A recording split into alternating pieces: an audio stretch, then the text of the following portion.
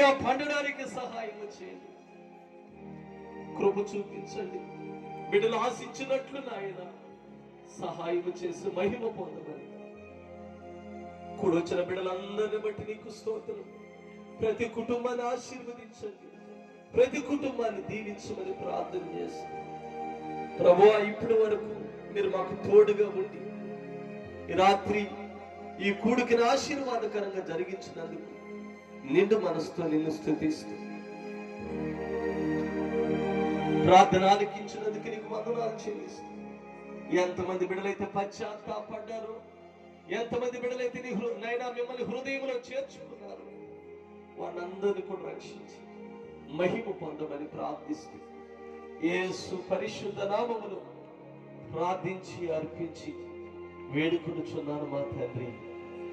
ఆమేన్, ఆమేన్.